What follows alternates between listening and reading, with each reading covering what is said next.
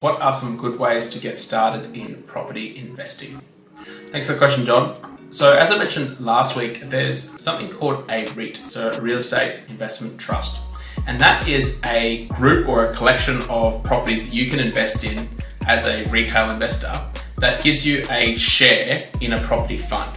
And if we're looking at a way of getting into property without having to put down $50,000, $100,000, $200,000 and once you pay for all the fees and everything, this is a good way to start on a property investment journey if you're not sure of what you can afford or what the options are. But the reason I say this is because it gives you an insight into how does property work in general. And it lets you see, okay, what does it look like on the residential side? What does it look like on the commercial side, retail side? And because you're investing in a number of properties, this gives you an insight that gets to see how properties work. Now, if we're thinking about, okay, you're going to get into property and you want to buy a property on your own. Now, obviously that's a much larger commitment because we're, as they're talking in the tens of thousands of dollars rather than the hundreds of dollars if we're just buying into like a managed fund, a REIT managed fund or something like that. But if we're thinking about buying into a property on your own, then the number one thing I'd be suggesting is doing your research. So researching how do property investments actually work? What are you getting into? What is the return that we can expect? And this is a thing that I find that a lot of people get caught up on is they don't realize what is a positively geared property or a negatively geared property, which we've covered last week. But just because you own an investment property doesn't mean it solves all your problems. There are a number of things that come up as well that, okay, if it is a negatively geared property, that means you're going to be chipping in, putting extra money in. So once you understand how properties work, then it's looking at, okay, what is my budget and what are my finance options? And this is something that I find a lot of people, when they come to me and they say, hey, do you think it's a good time to get into property? Is the property market good, bad? What's happening in the property market or the share market, whatever it is. And we have that conversation, so are you looking? Like, I'm always looking, I'm always on realestate.com.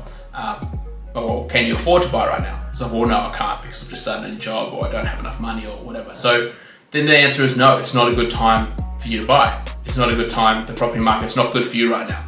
Regardless of if it's good for everyone else or what's happening on a broader scale, if you can't afford to buy or you're not ready to buy or you're not looking to buy, then it's not a good time, regardless of what else is happening. So understand your budget, understand your finance options, so you're prepared, you're putting your best foot forward. You go to a mortgage broker and say, hey, this is what I want to do, or you go and speak to someone like myself, a financial advisor, and we can help to put together obviously a bit of a strategy. But if you're looking at doing this on your own, it's getting those things in line to say, okay, now I'm ready. Now it's a matter of finding a property and understanding what you get involved with. So are you looking to buy a growth property? Are you looking to buy income property, so a positively geared income property?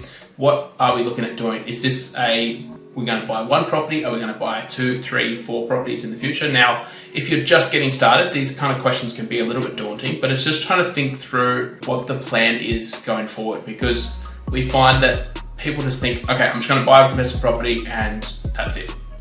But it's not that simple. So it's understanding what the plan is, understanding what your options are, doing your homework, doing your research, and then just start getting out there. So start going to open homes, start going to auctions, start talking to real estate agents.